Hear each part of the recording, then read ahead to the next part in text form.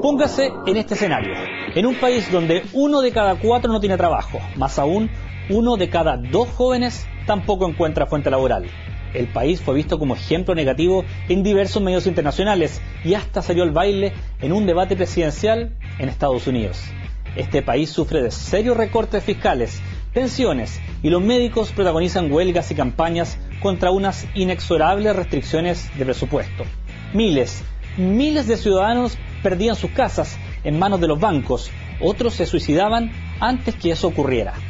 Este país es España, otrora puerta de entrada para el sueño de inmigrantes, si hasta se habló del Spanish Dream, de golpe es la puerta de entrada de miles de frustraciones. En el país que hablamos, muchos ciudadanos aguantaban. El partido gobernante día a día repetía recetas que pasaban del pesimismo actual a un optimismo de un futuro sin fecha marcada. Pero el partido gobernante se ve envuelto en un escándalo. Varios políticos están acusados de sobresueldos y el mismo presidente de gobierno de recibir algo así como 16 millones de pesos chilenos al año. Lo niega, pero poco ha podido hacer con el descontento de una calle que se le acaba la paciencia. Hoy hablamos de España en Cable a Tierra.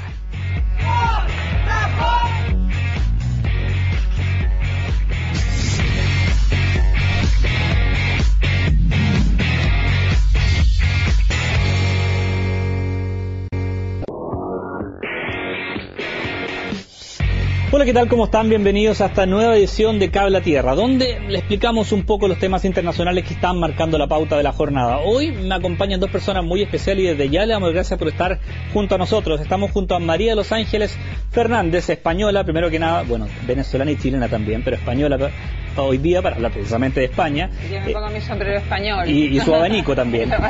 Ella es cientista política, candidata a doctora en procesos políticos de la Universidad de Compostela y también es directora ejecutiva de Chile 21, escribe en diversos medios nacionales. Bienvenida a Cable a Tierra. Muchas gracias, Cristian. Y allá a mi derecha, más derecha, está Ernesto Torner, PhD en Ciencias Políticas de la Universidad de París, de la Sorbonne, es asesor académico del Club de Madrid, profesor de la Diego Portales de la Universidad de Chile, secretario ejecutivo de la CEPAL, ex asesor del senior del presidente Ricardo Lagos, numerosas publicaciones y artículos y profesor titular del Colegio de Estudios Mundiales de París. Muchas gracias por estar con nosotros. Gracias. El tema ya está planteado, es España, esta crisis política y social que está viviendo la península ibérica, pero puntualmente España, desde Madrid, y que se extiende hasta las comunidades autónomas incluso. ¿Qué le ha parecido a usted el último hecho puntual, el de los sobresueldos, la crisis política y de credibilidad de Mariano Rajoy? Partamos por usted. Mira, lo que acaba de estallar, este caso de los sobresueldos en unos sobres, la verdad que no es sorpresivo. Desde que se instaló la democracia en España, desde la transición, hay una seguidilla, hay un rosario de casos, a cual cada uno con su nombre más exótico, el caso Naseiro, el caso Gürtel. Hay muchísimos casos que además han afectado indistintamente con mucha fuerza a los dos grandes partidos. Pero obviamente la particularidad de este caso es que estalla en un momento muy delicado, muy neurálgico, muy estratégico, ¿verdad?, del rumbo que está viviendo España en su particular, en su especial crisis financiera y económica, y que obviamente lo que hace es, no sé qué opinará Ernesto, pero añade más elementos a una crisis, convirtiéndola casi en una crisis sistémica. Es la gota que rebalsó el vaso un poco, con desempleo, con problemas de recortes, con suicidios por el tema de la gente, de desahucios y la gente que da desalojan de su departamento. Faltaba, pese a que eso en España se ha dado muchas veces, pero en este caso faltaba un caso de corrupción, parece. Sí. Bueno, no, yo estoy completamente de acuerdo. Los casos de corrupción han existido largamente en España, no son nuevos, pero convivían con una transición democrática bastante exitosa. El milagro español que se lo y con una situación de crecimiento muy fuerte y con la instalación de un estado de bienestar que ha tenido y tiene todavía, cuidado, tiene todavía un conjunto de elementos extremadamente positivos.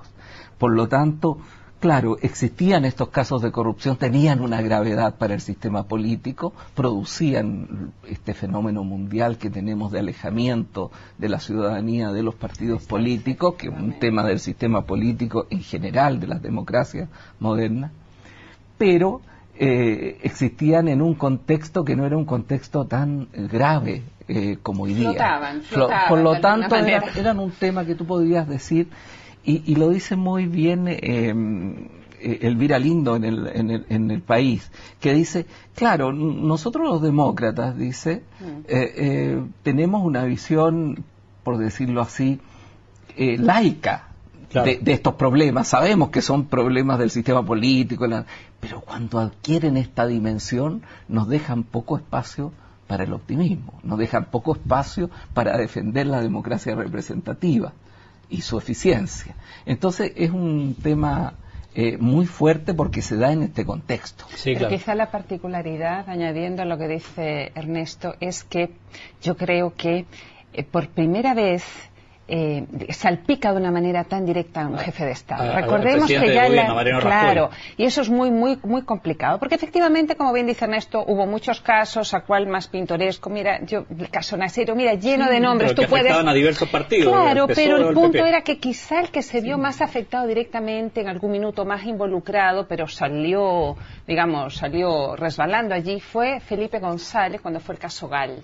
Claro. No sé, en la década de los 80, desde el financiamiento ilegal de grupos paramilitares para el combate de ETA. Pero nunca hasta ese minuto, hasta ahora, había habido muchos casos, pero no el presidente, el máximo conductor del país se había visto tan salpicado. Y además que también se ve salpicada la monarquía, que si bien la monarquía tiene a lo mejor un rol más simbólico, más protocolar, siempre en situaciones de crisis ha tenido un rol muy importante como de reserva, no solamente moral, sino política. Acordemos lo que pasó en el año 81 con la rebelión de la Guardia Civil y el rol que tuvo el rey Juan Carlos. Y hoy día también la realeza, en particular el yerno del rey, ha puesto en jaque a la monarquía. Entonces la verdad es que uno mira y uno dice, ¿para dónde miramos? Pues ya el otro yerno no era brillante. ¿Cuál? Ya no es. Lo voy a invitar vamos a hablar de la realeza. Es verdad, lo voy a invitar por mientras a ubicarnos un poco y ver en esta gráfica quién es quién en esta crisis. Tenemos, por ejemplo, al presidente Mariano Rajoy, que es presidente de España desde el año 2011, y ahí está, estábamos esperando que apareciera la gráfica. Ahí vemos a Mariano Rajoy, que tiene 57 años, que es presidente, como decíamos, de gobierno desde diciembre del 2011, es presidente del PP, el Partido Popular, desde octubre de 2004, vicepresidente primero de José María Aznar, más atrás, de 2000 a 2003, y antes tenía un cargo de varios ministerios, se vio envuelto incluso en varias polémicas que ya vamos a ver más adelante. El siguiente que vamos a ver es el otro gran protagonista del conflicto.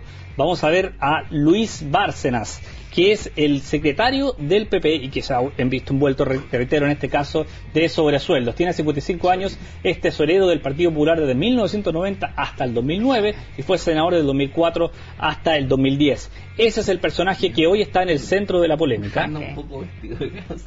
Sí. Y le gustaba escribir, tenía devaneos escriturales. Este es el personaje, para que la gente se ubique, el que está acusado de llevar los papeles de Bárcenas, que llevaba una contabilidad donde anotaba a mano, eso dice el diario El País, y había alcanzado incluso a Mariano Rajoy. Le voy a citar, para seguir la conversación, una cita, valga la redundancia, del Financial Times, que dice que España sería un país ingobernable si es que se adelantaran las elecciones, como ya lo ha dicho la izquierda, incluso lo ha dicho el PSOE. ¿Podría pasar que se adelanten las elecciones? Yo te diría una cosa antes, porque si nos, para entender bien el tema que estamos viviendo, porque si no nos queda una situación que tiene relación con tu pregunta, sin salida. ¿Ah? ¿Qué pasa? El PP se desmorona bajo esta situación. El PSOE no levanta cabeza. Los partidos nacionalistas tampoco es que estén con una salud de hierro. Pero están ayudando de alguna manera a drenar el malestar, el nacionalismo. Sí, no, pero te digo, los partidos en sí mismos como opciones, y la izquierda del PSOE, digamos, que Izquierda Unida, Cayo Lara, ahora el dirigente principal, ha ganado algunos puntos, pero tampoco entrega una solución de gobernabilidad por sí misma. La gente da la impresión, tampoco, que también ha crecido. La gente que vemos en las pantallas me da la impresión de que no se ven representados por ninguno en este caso. Ese es el problema. Bueno, pero ese es un problema que no solo español, digamos. En España aparece muy fuertemente, pero para dejar las cosas en su lugar, ese es un problema en general. Los partidos tienen muy poca representación ciudadana hoy día Pero sí vemos en Europa, en América Latina, donde tú miras. Pero en la imagen nosotros vemos que la gente tiene la intención de participar de alguna forma en vida cívica, no sé si decir en política derechamente, pero rodean el Congreso en España, se manifiestan en la calle, pero no existe en España y en muchas partes del mundo tampoco quien pueda encauzar ese movimiento de una forma que lleve una solución concreta. El 15M de alguna manera inauguró eso, pero acuérdate que cuando el 15M debuta con las elecciones municipales, más bien era con una actitud más bien contestataria, no nos convence ninguno. Ya para las elecciones generales del 21N abogaron por el voto útil para romper el bipartidismo, y de alguna manera el 15M tuvo algún impacto en el crecimiento de estos partidos más pequeños, como el partido de Rosa Díez, que es un partido de corte como centrista, por decirlo de alguna manera. Todavía no están los puentes, porque todavía el movimiento... Yo vengo de recibir un estudio que ha hecho Manuel Castel sobre en general sobre los últimos movimientos sociales de la era de la información, y que él llama al movimiento español, lo llama rizomático, que es un nombre muy raro. Sí. Rizomático porque es un tallo, es un tallo que extiende sus brotes poco a poco y que va brotando cada año, que no tiene un objetivo programático, sino que tiene como un objetivo de algún tipo de movilización que en algún momento quizás se puede empatar, y puede empatarse con una representación política, pero eso significa hasta ahora no.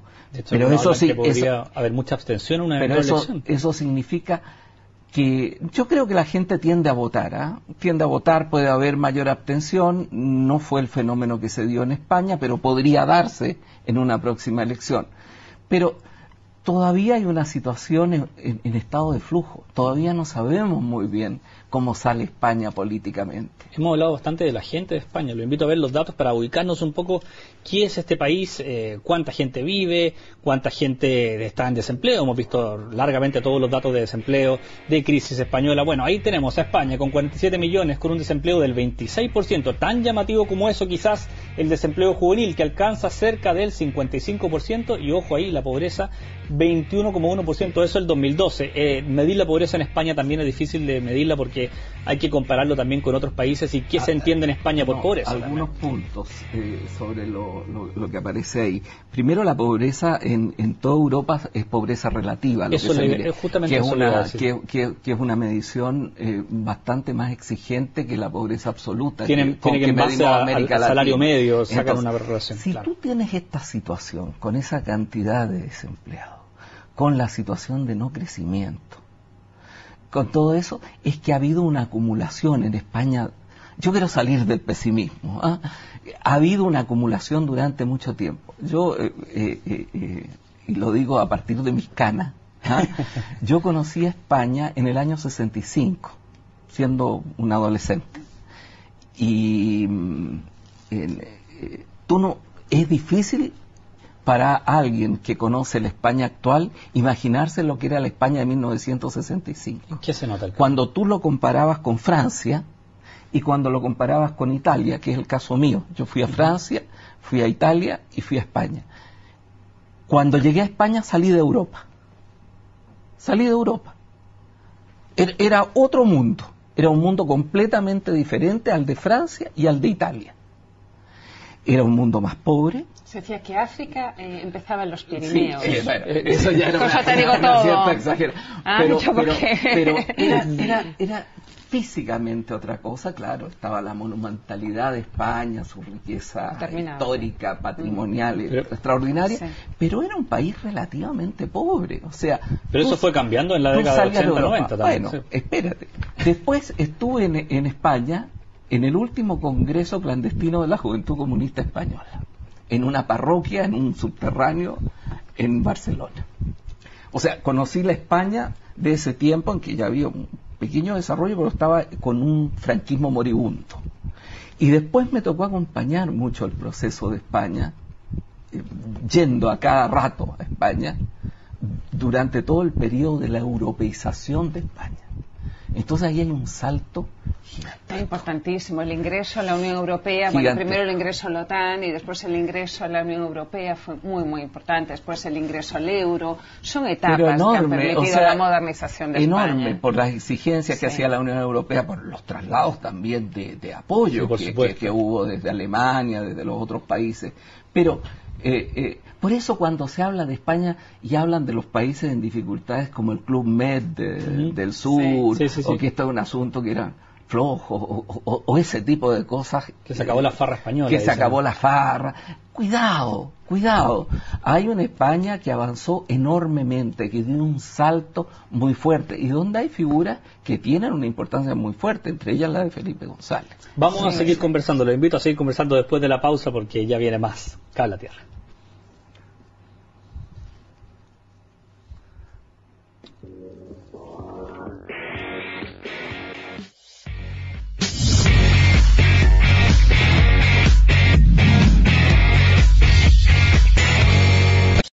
Seguimos aquí en Cable a Tierra analizando la situación de España.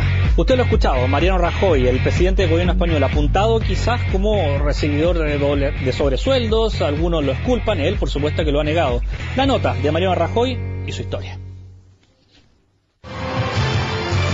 Tras 2 intentos fallidos, Mariano Rajoy se convertía en 2011 en el nuevo inquilino del Palacio de la Moncloa. No habrá para mí otros enemigos que el paro, el déficit, la deuda excesiva, el estancamiento económico. La tercera fue la vencida para este abogado de 56 años, hasta hace un tiempo poco conocido en el extranjero, pero con una vasta trayectoria en España. Con tan solo 26 años comenzaba su carrera política como diputado regional de Galicia, y solo tiempo después se convertiría en uno de los hombres de confianza del presidente de gobierno José María Aznar a mediados de los 90. Ministro de Administraciones Públicas, don Mariano Rajoy. Ministro en varias oportunidades, portavoz y vicepresidente, Rajoy se transformó en una figura importante de la administración Aznar, aunque también supo de problemas y polémicas. Con palabras poco afortunadas debió responder por el desastre ecológico del Prestige en 2002. Salen unos pequeños hilitos. No creemos que se pueda hablar de marea negra. Y después tuvo que hacer frente a las críticas por el apoyo de España a la guerra de Irak. Controversias que en todo caso no lo desanimaron para presentarse como candidato a la presidencia, aunque sin éxito. Desde la vereda de la oposición, Rajoy se transformó en uno de los más férreos críticos del presidente Zapatero. Tome nota, señor presidente, no sé de qué se ríe. A ver si se ríe de esto. La consecuencia es que España ha perdido un 15% de su cuota de mercado internacional. ¿Se ríe de esto? Que la industria es el sector económico que más sufre esta crisis. ¿Le parece gracioso? Ha mentido a los españoles cuando dijo que no estaba negociando con ETA y estaba negociando con ETA. En diciembre de 2011 asume la presidencia de una España sumida en una de sus peores crisis económicas. Cesantía, recortes al gasto social y descontento generalizado entre los españoles han marcado su primer año de gobierno. El duro contexto financiero lo obligó a impulsar medidas impopulares que durante su campaña dijo no adoptaría. No más IVA. Dije que bajaría los impuestos y los estoy subiendo. Días complejos que han empeorado las últimas semanas con las acusaciones de corrupción en su contra. Nunca he recibido dinero negro, ni en este partido, ni en ninguna parte. Explicaciones que no bastaron y que han llevado a gran parte de la ciudadanía y a la oposición a exigirle derechamente la renuncia. Mario Regada, CNN Chile. Ahí veíamos la nota de Mario Regada sobre Mariano Rajoy. Les voy a poner en una estadística. Solo el año 2005 se vendieron más viviendas en España que en Reino Unido, Alemania y Francia juntas. Eso explotó, ahí está la burbuja inmobiliaria. Y eso fue lo que le tocó vivir al gobierno anterior y también a Mariano Rajoy, y que lo hizo no cumplir toda esa promesa y ganarse el desencanto de la gente. La corrupción, por supuesto, es otro saco. Pues a ver, hay que poner en contexto. Mariano Rajoy asume las elecciones generales de 2011 con un poder muy grande, o sea, arrasa en España.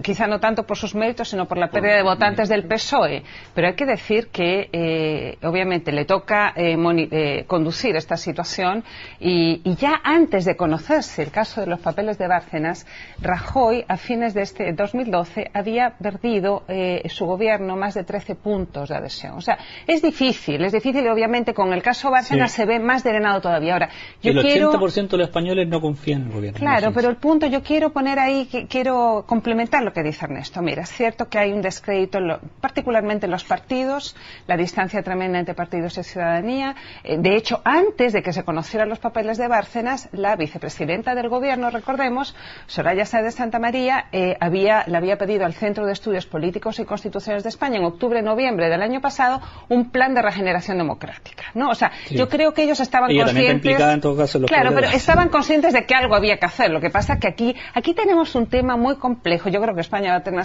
un caso de estudio porque, claro, una crisis tremenda económica, a la cual se suma la crisis política y donde los tiempos no te acompañan, porque además España es un país que vive un dilema, Ernesto, tú sabes más que yo, de gobernanza multinivel, porque por un lado tienes las comunidades autonómicas y tienes que lidiar con aquello, y por otro lado tienes el vínculo con la Unión Europea. Mira, si esto pasara en un lugar como Chile, quizás sería más fácil porque es un país centralista, unitario, y todo se decide en la moneda.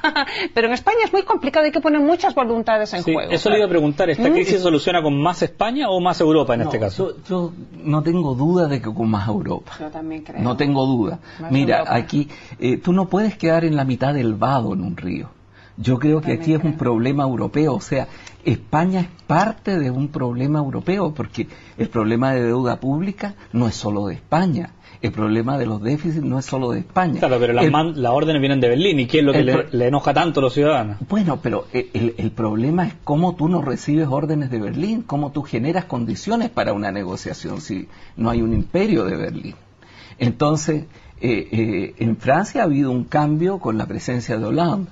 Y Rajoy, perdona que te complemente, ya estaba maniobrando porque había llegado a ciertas alianzas con Hollande, pero ahora viene este mazazo. Con Hollande, con Monti, y iban adquiriendo, porque tú comprendes que Olivier Blanchard ha escrito un artículo en donde toda esta teoría de que había que restringir porque con eso se salvaba todo, para crecer, el ajuste ya como una religión. No el ajuste como un instrumento, como una religión. De varios, digamos. Resulta que no da resultado, empíricamente no da resultado.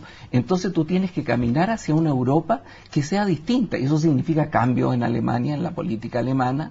La señora Merkel no puede seguir pensando en que va a haber un equilibrio mientras ellos no gasten y los otros tampoco puedan gastar. De partida que las decisiones se tomen en Bruselas y no en Berlín, por ejemplo. Por supuesto, y que las decisiones se tomen tomando en cuenta una visión más laica de la política, en donde no hay una doctrina. Fíjate que en ese sentido, incluso Estados Unidos es mucho más audaz, siendo una economía, la economía clásica del capitalismo, por decirlo así, es mucho más audaz en combinar instrumentos. Lo está viviendo Obama ahora, de hecho, está respondiendo a esta crisis defendiendo el poder del Estado, de este Estado que también es un rol activo y no deja todo aquí. Cuando tú me dices eso, yo te digo algo ando mal en Europa. Porque siempre es al revés. Que Obama defiende el Estado. Y que en Europa se encuentren los políticos entrabados de decir, miren, necesitamos una presencia pública mayor, necesitamos incluso trabajos públicos mayores, necesitamos un gran esfuerzo en este sentido. Mira que hay ejemplos. Lo de Islandia no hay que transformarlo en un modelo, son 320.000 personas, pero van saliendo, van saliendo más rápido. Y los nórdicos han jugado con mucha más flexibilidad. Y por eso cuando se habla de la crisis del estado de bienestar, es una falacia, porque el estado de bienestar tiene múltiples expresiones. Pero por ejemplo, para usted, ¿esta crisis es provocada por privados o por el que el estado de bienestar colapsa como tal? No es una crisis del estado de bienestar. O sea, aquí el Estado español, hasta la crisis subprime, lograba mostrar manejos bastante razonables a nivel fiscal de su deuda pública. España no tenía un mal manejo. Es cierto que no tenía una regla fiscal como tenemos en Chile. Le faltó fiscalizar, le faltó a todos los europeos. Que ahora están aprendiendo Nosotros, eso. afortunadamente, aprendimos de las tremendas crisis que tuvimos en los años 80. Pero lo que yo te quería señalar es lo siguiente. O sea, tú llegas a un momento en el cual tú tienes esta crisis global y tienes además una crisis particular como como tú lo señalabas también. Y entonces esos dos elementos tienen que ser superados. No se superan yéndose hacia adentro, no se superan haciendo sufrir más a la población, se superan con una Europa con mayor capacidad de hacer política. En esto, María Los Ángeles Fernández, muchas gracias por estar junto a nosotros. Gracias. Y usted, gracias por estar junto a nosotros también aquí en Cable a Tierra, donde le damos un poco de contexto a todas las noticias internacionales de la semana. Nos vemos la próxima semana.